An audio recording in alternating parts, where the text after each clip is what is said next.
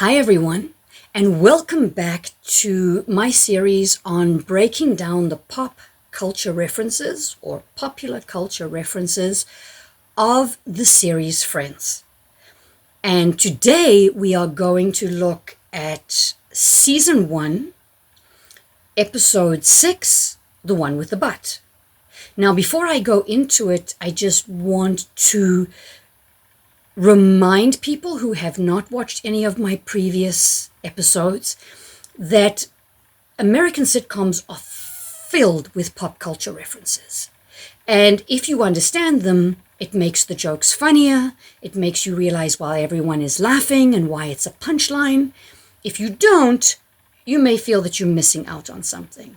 So I'm explaining the references for Friends, which is a very popular show for both native and non-native English speakers.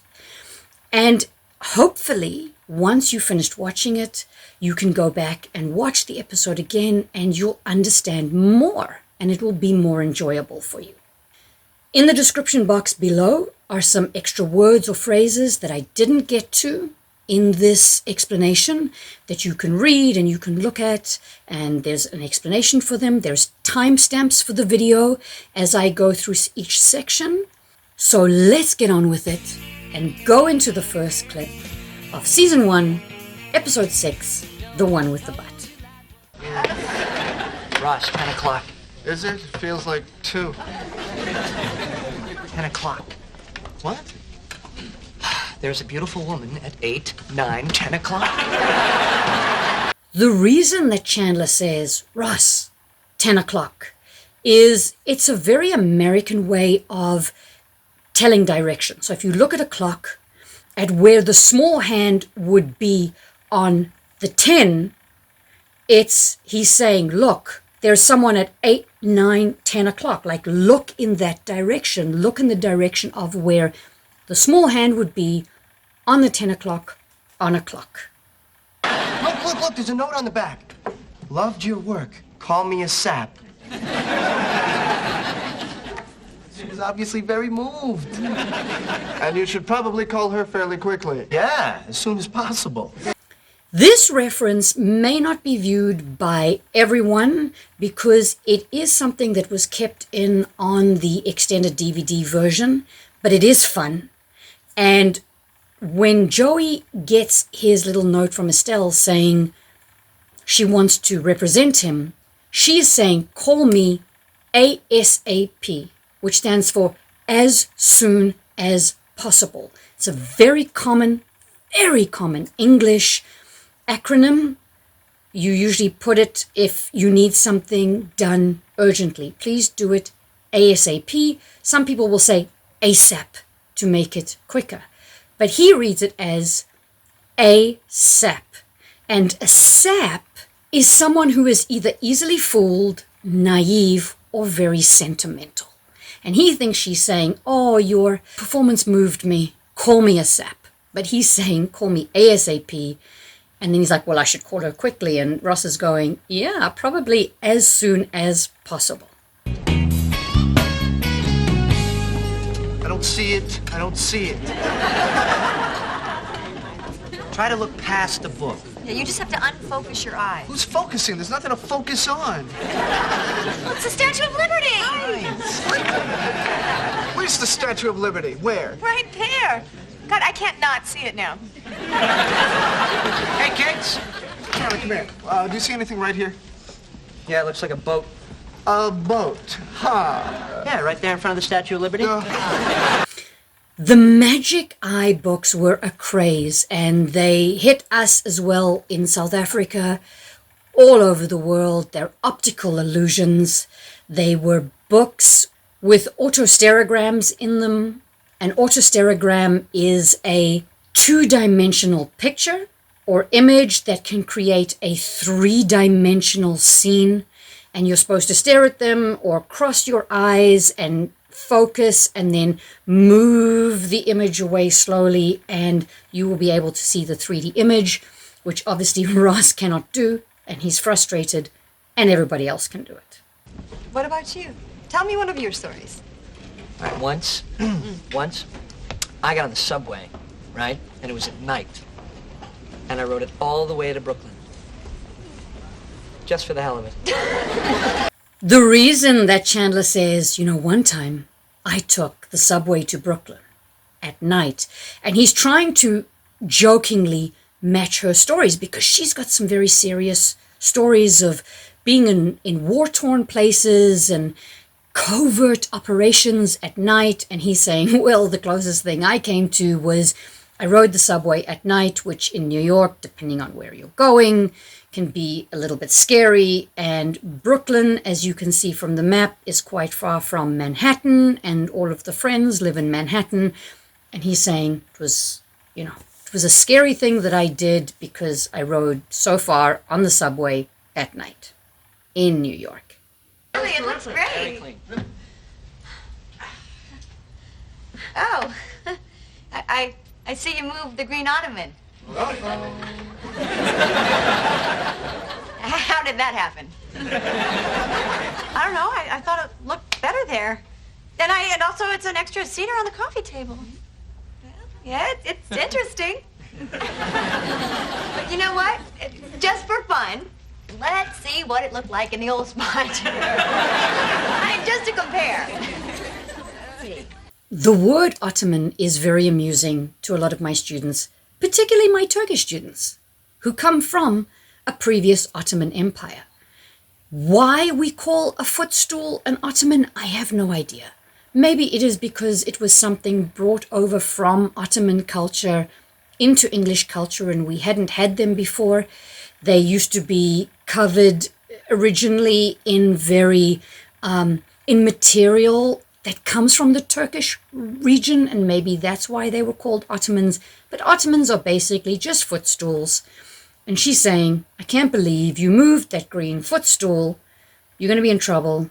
You rearranged Monica's living room. Oh, come on. When we were kids, yours was the only Raggedy Ann doll that wasn't raggedy. Raggedy Ann was a cartoon. And the dolls were created, and many of us had them.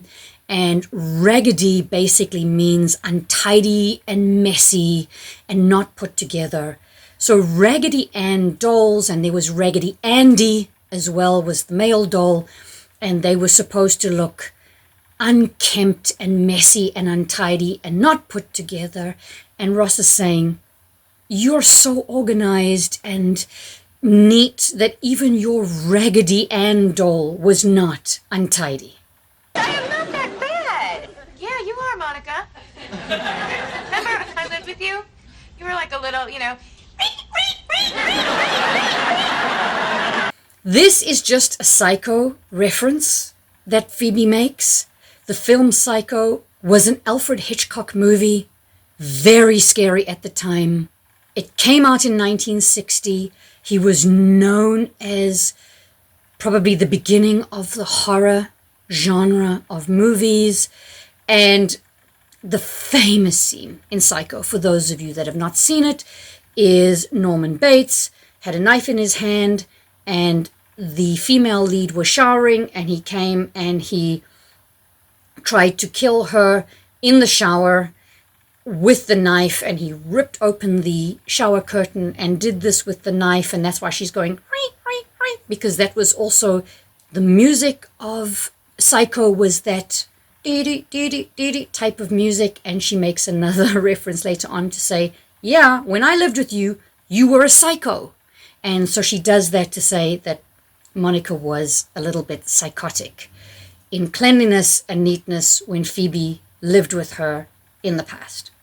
Okay, so I'm responsible, I'm organized, but hey, I can be a kook. All right, you madcap gal.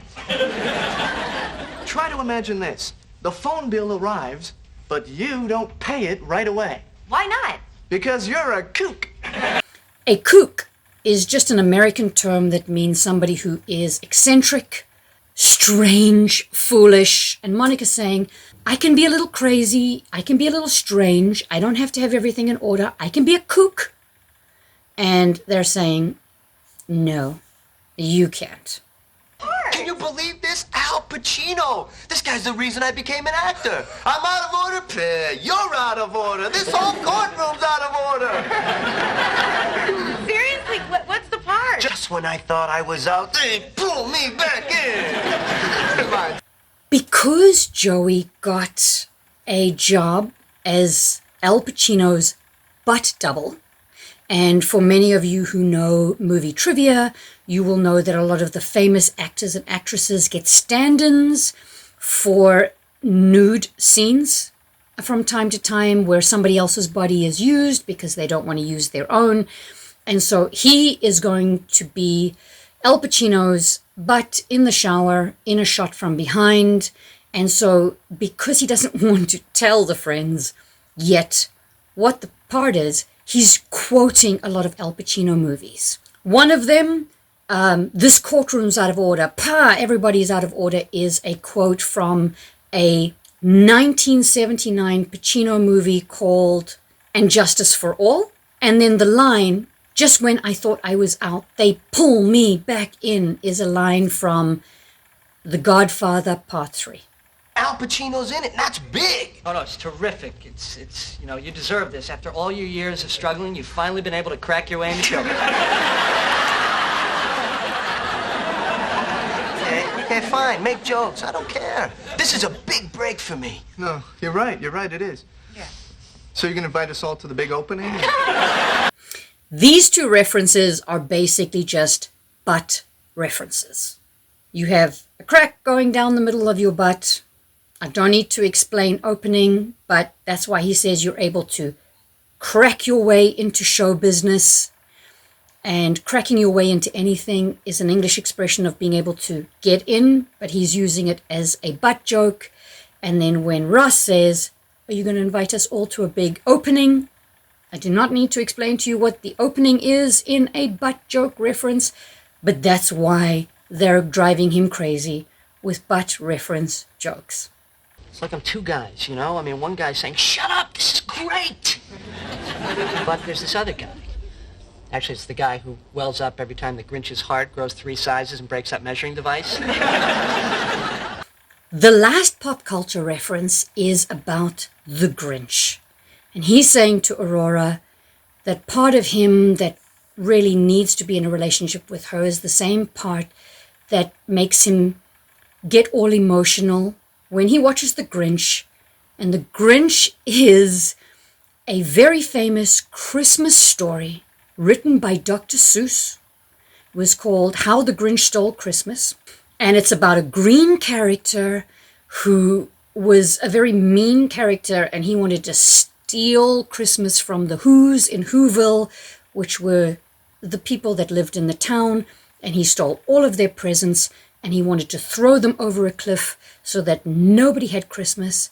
And even though all the presents were going, the Who's were all singing down in Whoville, and it warmed his little heart. At the beginning of the book on the Grinch, he had a heart that was 3 sizes too small, and then he feels the joy of Christmas, and his heart grows 3 sizes back to a normal size, and then bigger, and it breaks this measuring device.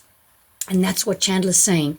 That's the part of him that wants Aurora to be his girlfriend, the part that swells up when he sees the Grinch's heart grow and break the measuring device in the cartoon of How the Grinch Stole Christmas. Now let's get to a little trivia of the show. The director that is directing Joey, his name is James Burrows, more commonly known as Jimmy Burrows. And he is one of the most famous television directors, sitcom directors in the United States. He is associated with Cheers and Will and Grace and All in the Family and a brief run of Friends. He was a director of, I believe, 15 episodes of Friends right at the beginning. Jimmy Burrows was actually the director of that episode of Friends that we've just watched, the one with the butt. And he is directing Joey in pretty much the same manner that he directs everyone. He has that very clipped, direct way of directing anything. And so that's a bit of good trivia. We also get introduced for the first time to Estelle Leonard in the show. She comes in and out of the show. She stays Joey's agent right up until the end of when she dies. And so we get introduced to her, and she is just a character with the makeup and the voice and the smoking. And the last bit of trivia that I will give you for this episode, which I found was quite fun and I hadn't known before, was you see into the secret closet in this episode. When all the friends come in and Rachel is saying, ta-da, look, the door to the secret closet, which is the topic of another episode much later on after Monica and Chandler, I think they're married by that point, is there's this door that is never open that we don't see into, and you find out that Monica's got a whole bunch of stuff in there much later on down the track. But this is the only time I believe that that door is open and you see into the secret closet and you see some things hanging there. But I think for the rest of the show, you don't get a peek into that secret door or secret closet in Monica and Rachel's apartment. I hope you enjoyed this breakdown as much as I enjoyed making it for you. Please go back and watch the show. Hopefully it will make more sense. Hopefully the jokes will be funnier to you now. And I will see you again in a couple of weeks for episode 7, called The One with the Blackout.